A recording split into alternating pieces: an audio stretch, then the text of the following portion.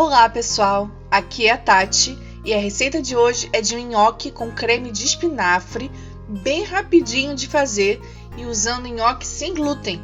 Vamos para a receita?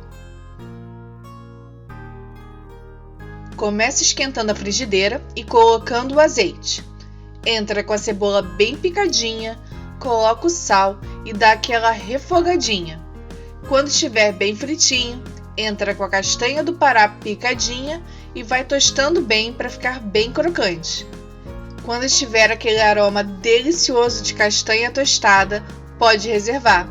Esse vai ser o topping que vai por cima. Na mesma frigideira, esquente mais azeite e entre com a outra metade da cebola. Essa pode cortar um pouco maior sem problema. Entra com sal também, que ajuda a refogar, e vai fritando.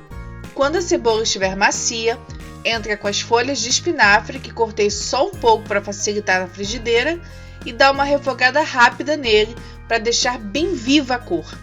Começou a soltar um pouco de líquido, pode desligar.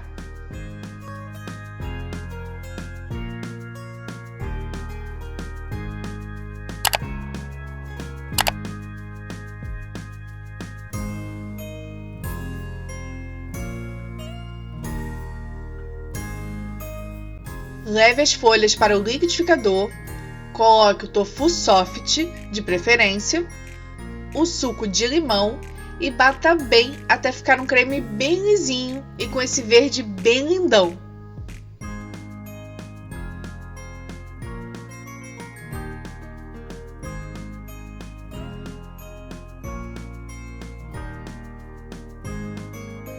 Volte o creme para a frigideira, arrume os temperos.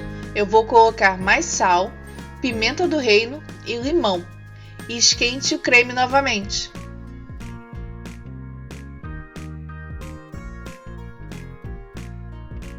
Enquanto esquenta o creme, cozinhe o nhoque conforme as instruções do pacote.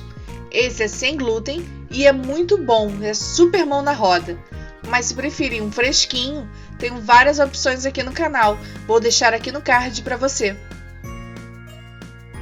Com os nhoques cozidos, pode passar para o creme de espinafre e envolver tudo e prontinho, é só servir. Coloco as castanhas por cima, pois uma crocância faz toda a diferença em qualquer prato.